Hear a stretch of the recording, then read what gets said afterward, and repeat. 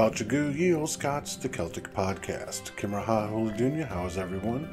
On today's show in Feuchamaich Beagan Gaidhlig, that's Let's Try Little Gaelic. Lesson 16 on the home and family. In Celtic history, the Second Battle of Magh Tureidh. In everyday Celtic ways, the Egyptian princess Scotia. Now we're going to hear music from Scone, Chris Anducci, Karina Hewitt, Dougie McLean, and Kathleen McInnes. And as always, it's a wee bit of Irish trivia to test your knowledge. What part of Ireland did the battles of Magh Tureidh actually take place?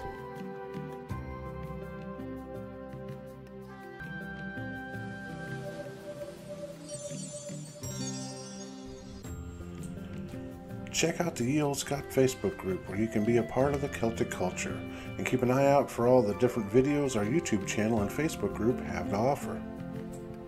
Feuchamaich, let's kick this thing off.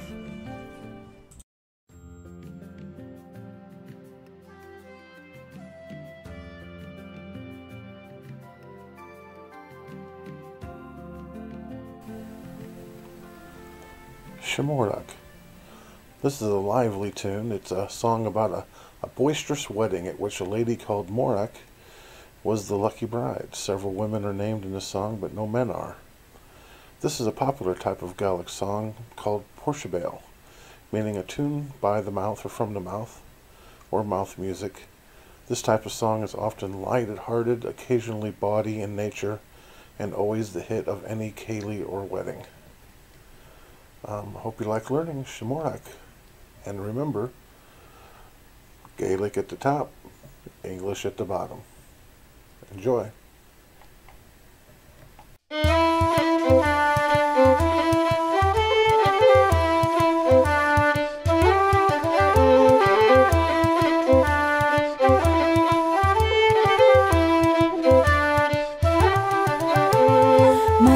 Feuchamaich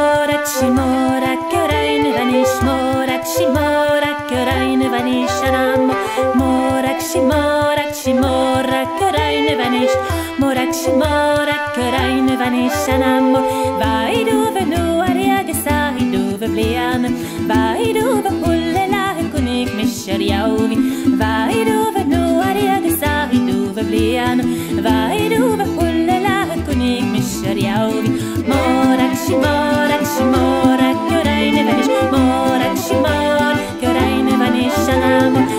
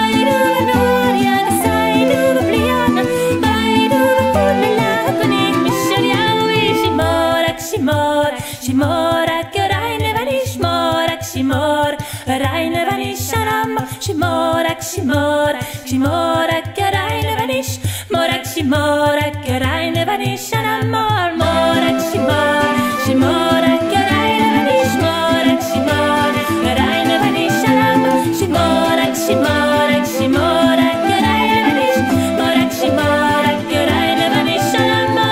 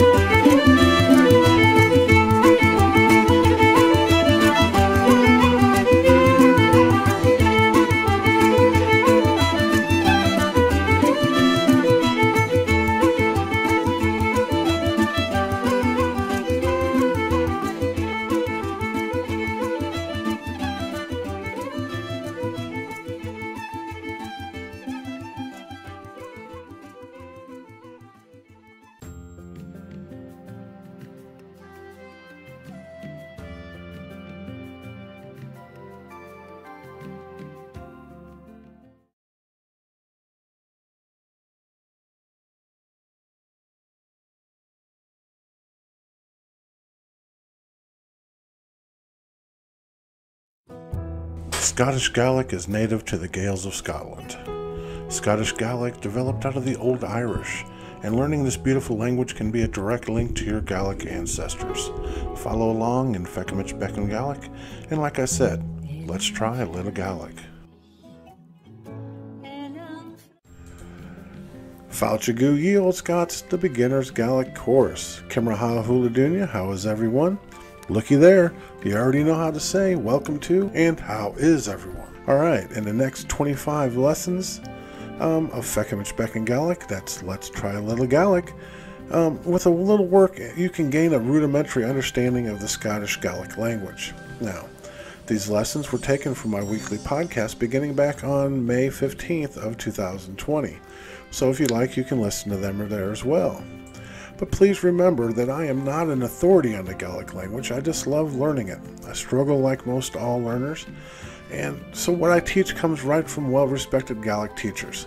I hope you find it interesting, informative, and fun, and as always, I display on the screen what I'm discussing so you can follow along.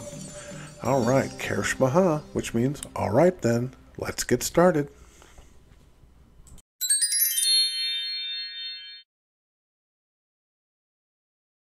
We're in lesson 16, and that's on home and the family. And as always, I tell you that I've got the file for the 25-part Gaelic lesson on the Facebook group. So if you want to download that, you can just go to the Facebook group and download it for free. All right. Now we're going to start off with Gaki, which means home. And we're going to talk about the parts of the home. We're going to do the singular and the plural. I'll just run through this vocabulary real quick. Room, which means room. Roominen, which means rooms. That's the plural. Schamer, which also means room. It's masculine. And Shamrakin means rooms. Lar, which is floor. Larlan, floors. Doris, door. Dorsen, doors. Unyik, window. Unyikin, windows. Chatter, chair. Chatterkin, chairs. Bala, wall. Balachin, walls. Kish, chest. Kishikin, chests.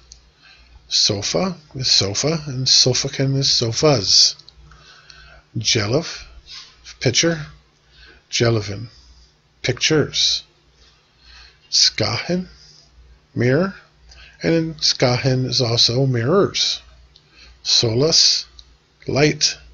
Solus, lights. Lampa, lamp.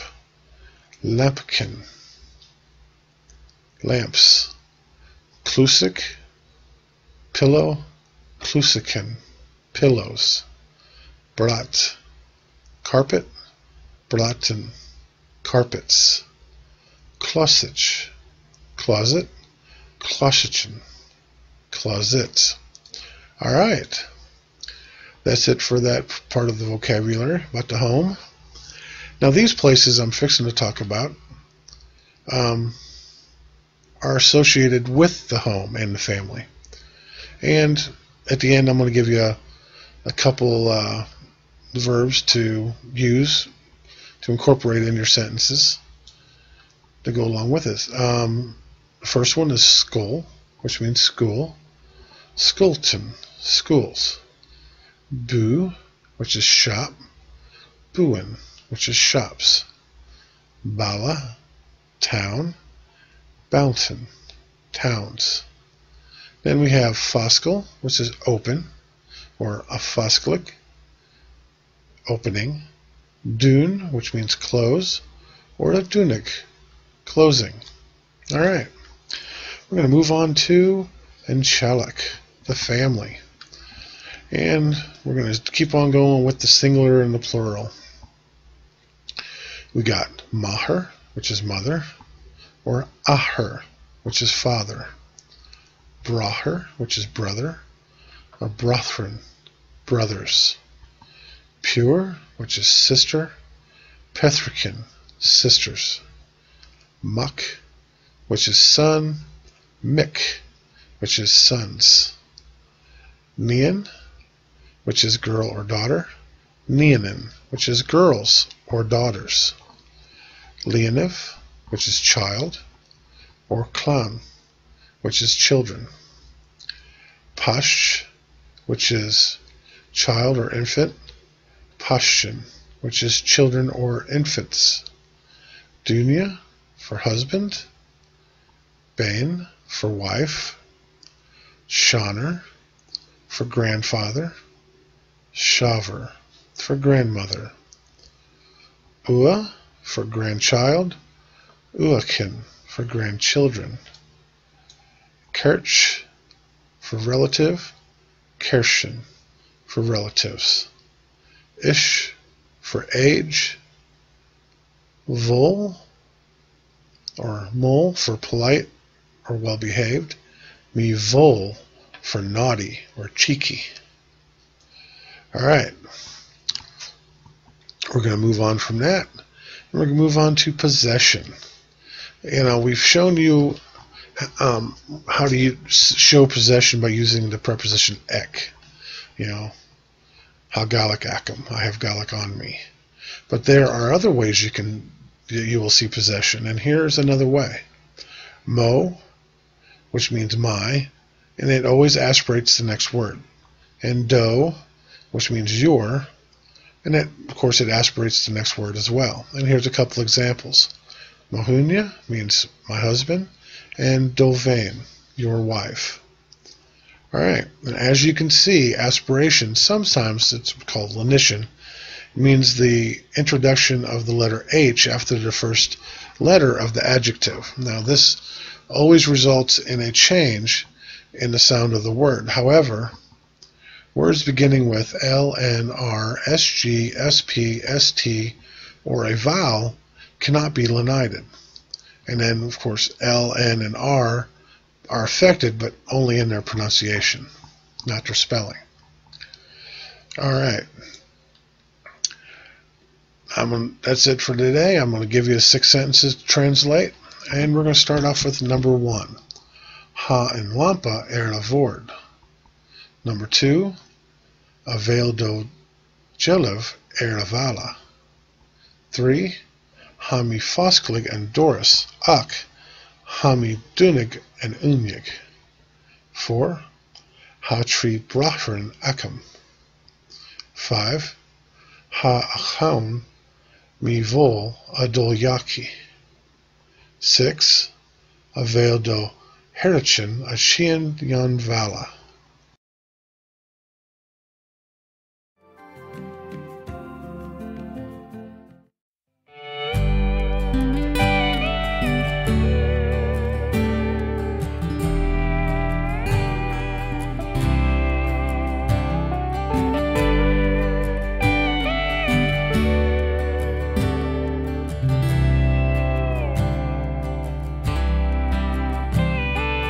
I don't know if you can see the changes that have come over me. In these last few days I've been afraid that I might drift away. So I've been telling old stories and singing songs that make me think about where I came from. And well, that's the reason why I seem so far away today.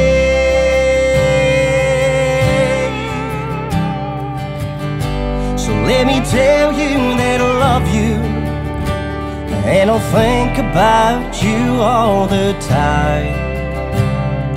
Caledonia, you're calling me. Now I'm going home.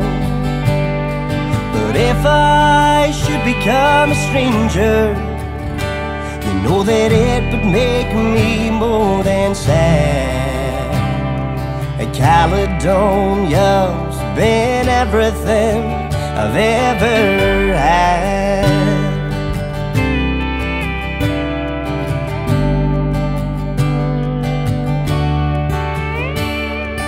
I have moved, and I've kept on moving, proved the points that I needed proving. And well, I lost the friends that I needed losing, and found others on the way. And I've tried, and I've kept on trying. Stolen dreams, yes, there's no denying. And well, that's the reason why I seem so far away today.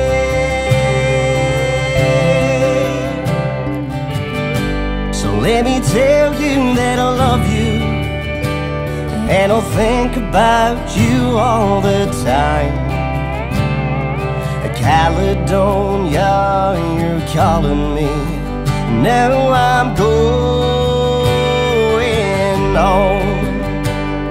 But if I should become a stranger, you know that it would make me more than sad. Caledonia's been everything I've ever had.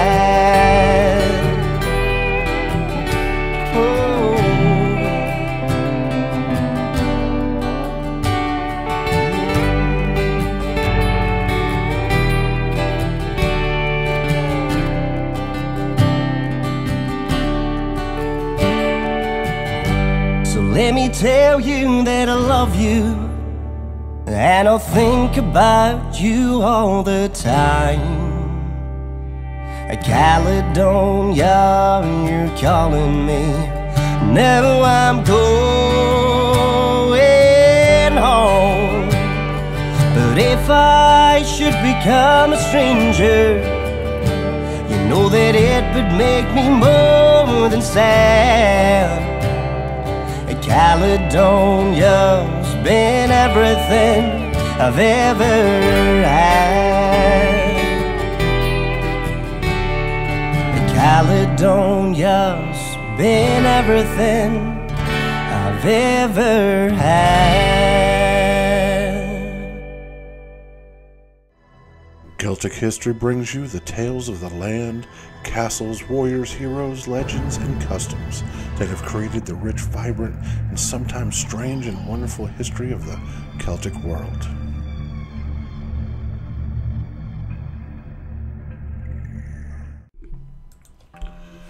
This is an 8-part series on the Book of Invasions, Labar Gabala Eran, the Book of Invasions of Ireland. The people of Ireland in medieval times had never believed that Gaelic-speaking people were a native of their land. They had believed that the Ireland was invaded and settled by successive Celtic tribes over different periods. Their history is based largely upon the pseudo-historical Labar Gabala, translated as the Book of Invasions. Now, the Book of Invasions form a major part of the Irish mythological cycle and was supposed to contain the history of Ireland. It is the story of successive invasions and settlement of Ireland. There have been 6 invasions: the Caesarians, Partholanians, Numidians, Fir Bolgs, the Tuath Danann, and the last group of invaders, the Milesians, who became the ancestors of the modern Irish people.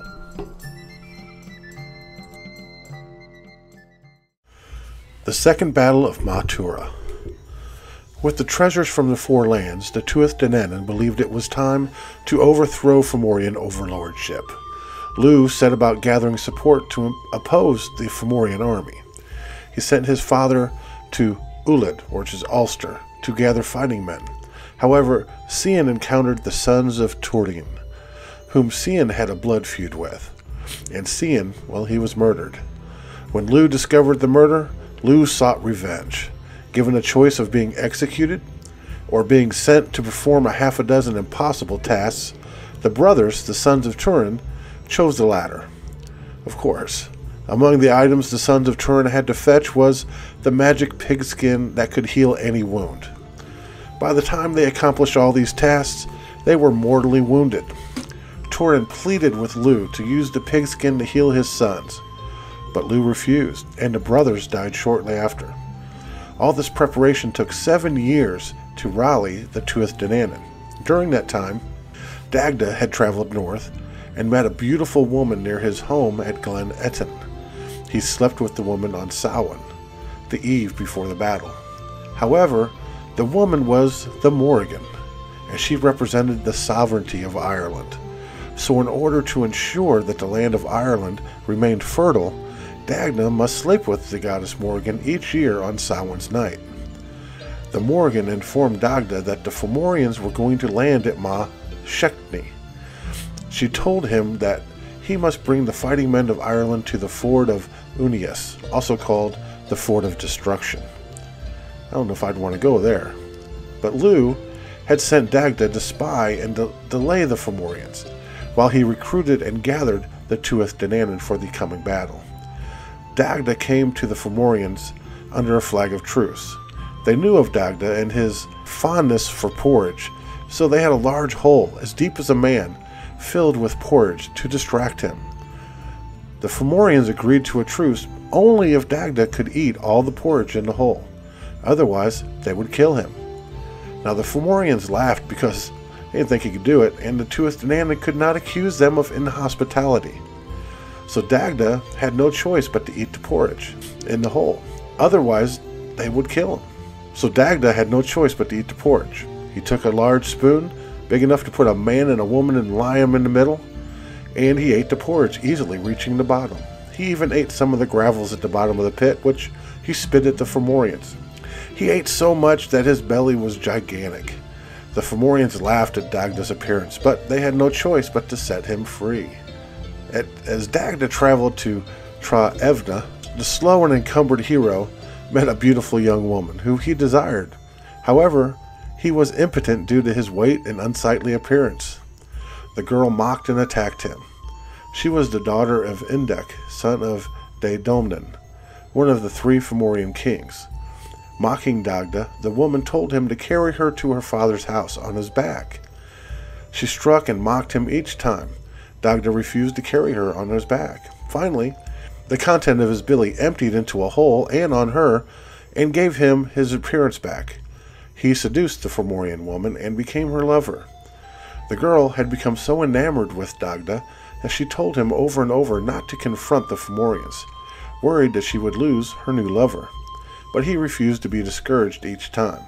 Finally, the young woman told Dagda that she would use her own magic to hinder the Fomorians. Though the Tuath Danann were oppressed by Bress's rule and the Fomorian heavy tributes, they were still uncertain of Nuada of the Silverhand's fitness to rule, since his right arm was made of silver. So Miach, the son of Dian Chek, proved to be an even greater healer than his father ever was. With his healing magic and his sister's assistance, Miach was able to restore Nuada's real hand after 3 days and 3 nights. Dian Chek was upset and jealous of his son's skill in healing, so Dian Chek struck 3 times on his son's head. Each time Miach was able to heal himself. The 4th time, though, Dian Chek struck his son. He had cut his son's brain so bad that his son had died. Dian Chek buried his son, and magical herbs grew from Miach's grave. Dian Chek's daughter, Ermid, attempted to categorize these herbs, but his jealousy of his children's healing skills, he stopped Ermid's analysis of the herbs. With Nuada's hand restored, the Tuath Danann were now fully supporting Nuada. Nuada and other Danann did not want to risk Lu in battle. They feared for the young man's safety, so Nuada sent for Lu's 9 foster fathers to prevent Lu from fighting. In the Fomorian camp, the king sent an assassin to kill Gavnu. The assassin was named Ruadin, the son of Bress and Bridget. Though Ruadin managed to wound the smith with a spear, Gavnu pulled out the bloody spear and killed the young assassin. When Brig found her dead son for the first time in Ireland, the keening was heard, as she lamented her son's death. With all the fighting men gathered, the battle again took place at Magh Tureidh. As the 2 armies clashed, weapons and armor were repaired quickly by Gavnu, Lukta, and Credne, with seemingly effortless ease. The pigskin was used to heal all the wounded, while the magic cauldron fed the whole host of Danans. Morrigan, in battle frenzy, struck fear into the Fomorians' hearts. Many Tuath Danann were killed by Balor's deadly eye, including the Danann king Nuada of the Silverhand and his consorts. Caitlin, Balor's buck-toothed wife, wounded Dagda, but according to the Labar Gabala, Dagda had died from his wound. Ogma was also said to have died in the Labar Gabala, but the Kav Magh Tureidh says that Ogma lived. However, Balor could not keep his eye open for very long. He grew tired.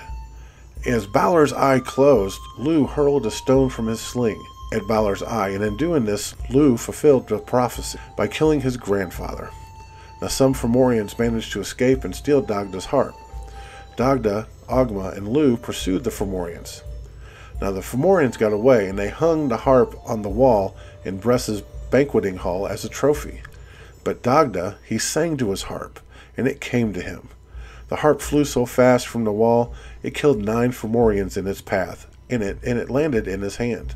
In the last of the fighting, Alatha, the last Fomorian king, was killed.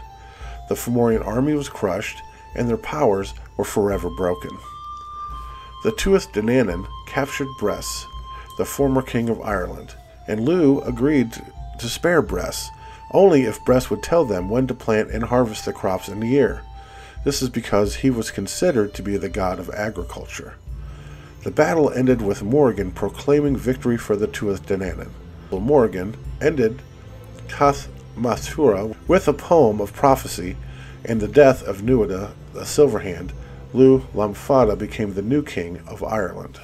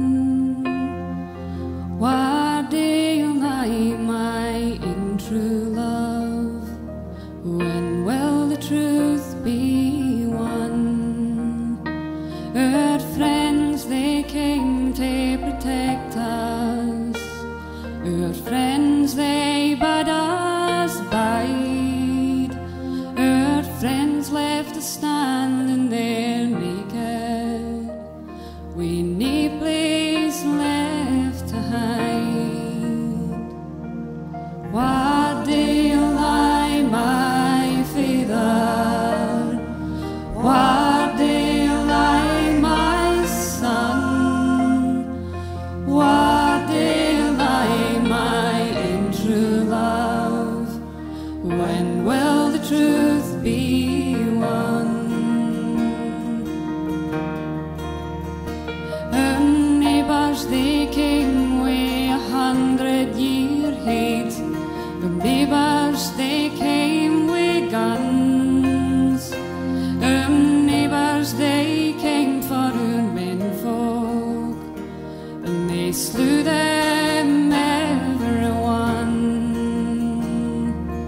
What do you lie, my father? What do you lie, my son? What do you lie, my true love? When will the truth be won? I hae sorted your grave with my mother, sorted your grave in vain. I hae sought to bear things, all the truth and the men. Father, what are ye lain? What do you lie, my father? What do you lie, my son? What do you lie, my true love? When will the truth be won? I hae cried your name to the four winds, cried your name till the dawn, and I've cried in the arms of your sister dear. What do you lie, my son? What do you lie, my father? What do you lie, my son? What do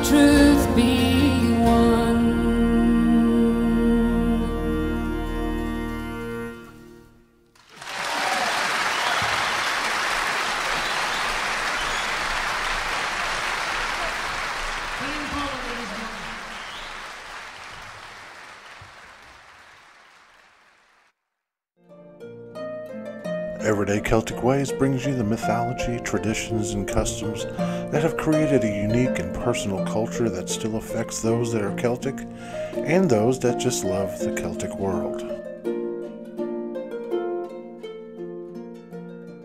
Why is Scotland called Scotland?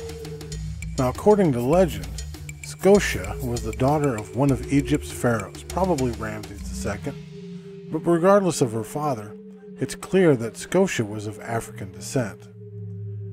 Gaidhlig, the son of the king of Greece, was exiled in Egypt where he worked in the pharaoh's castle. He met and married Scotia. They were expelled from Egypt and fled to Spain before finding their way into Scotland. The reasons for their expulsion vary, including the death of the pharaoh in the Red Sea during Moses' time, the upheavals in their country, and an invasion by Ethiopians who took advantage in the vacuum of power after the pharaoh's death. Now, they didn't stay in Spain long and moved on for some unknown reason and discovered an island which they named Hibernia. They spent some time there where the people they ruled over called them Scotia or Scoti. They later traveled further on and discovered a new island where they settled with the natives, where they grew their new kingdom. This was Scotland, although not called that yet. In Ireland, they lived peacefully, and their descendants became the kings of Ireland. In Scotland, they struggled to expand their kingdom, and later returned to Ireland, which wasn't called that then either. Now, centuries later, the descendants of Scotia and Gaidhlig were known as the Scoti, and they went back to Scotland to help defeat the Picts at the bequest of the Romans. However, they were unable to accomplish this. The island is named Scotland after this Egyptian princess, and the people who came after her, who the Romans called Scoti. Now, this legend, whether true or not, was the reason that the Caledonians, the Hibernians, Romans, the Irish in Dalriada, and the various Pictish tribes called a certain race of people Scoti, who would become so ingrained in the peoples of northern Britain that the early Vikings of Scotland, who call it that because they believe these people were their ancient ancestors. Now, also, Scotia came to the British Isles in and around the year 1300 BC. And over the next, few centuries, this name Scoti was established for her descendants. When the Vikings arrived in the British Isles in 794 AD at Lindisfarne, almost 2,000 years later, the name Scoti was well established. Now, soon after the Vikings' arrival, the first king of Scots, Kenneth I MacAlpin, founded the state he called Scotland in 843. Now, actually, it wasn't even called Scotland then. He was just called the King of the Scots. Now, while many still believe these are just legends, a historian has come out to say that it is actually a true story. To some extent, Ralph Ellis has authored a new book, Scotia, Egyptian Queen of the Scots, where he says that the story of Scotia is real and was the subject of an ancient text, the History of Egypt, written in 300 BC by an Egypto-Greek historian called Manetho. Wow, that's kind of cool.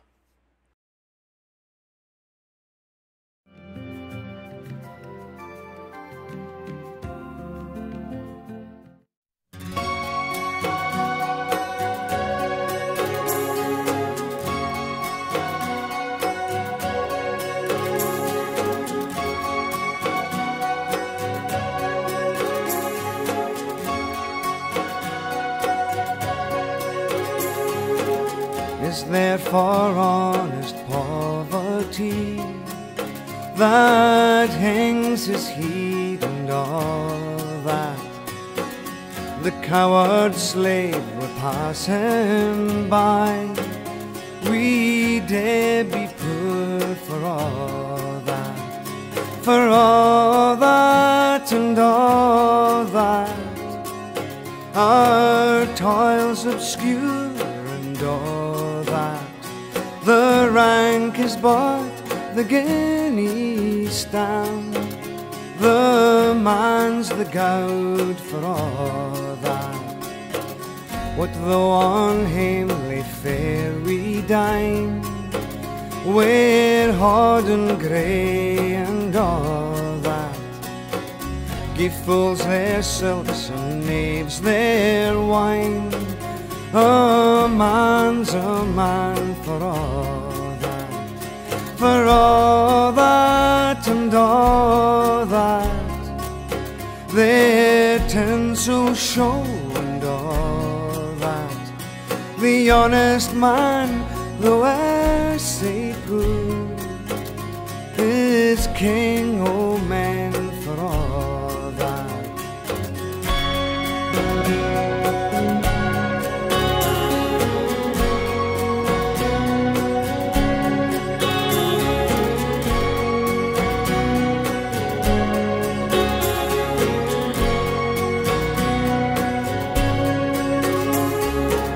You see yon Bucky called a lord, was struts and stairs and all that, though hundreds worship at his word, he's but a coup for all that, for all that and all that, his ribbon star and all that, the man o' independent mind, he looks and laughs at all that.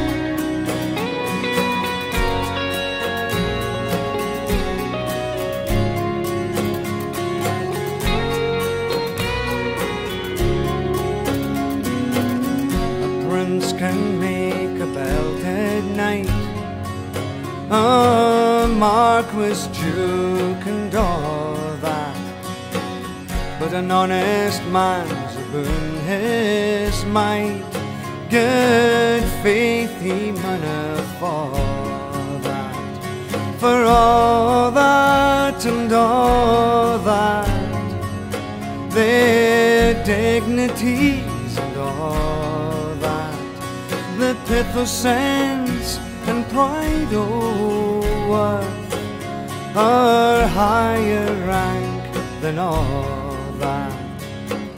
Then let us pray that come it may, as come it will for all that, that sense and worth o'er all the earth shall bear the green and all that, for all that and all that, it's coming yet for all that, that man to man the world o'er shall brothers be for all that.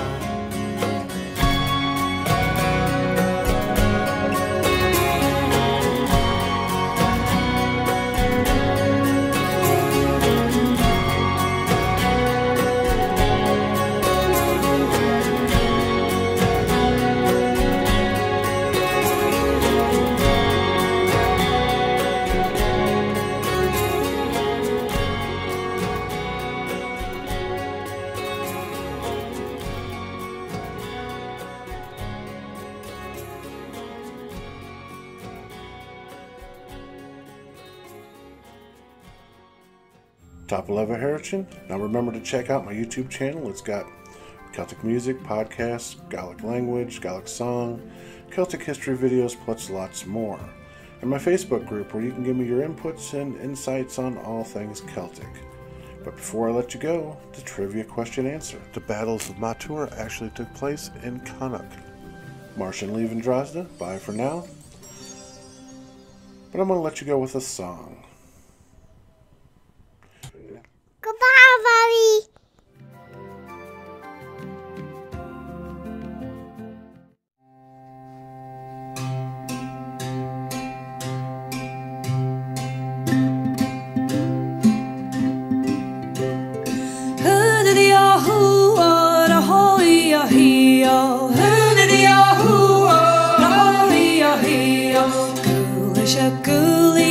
ha hua hua, hurria hua, da hoia hia.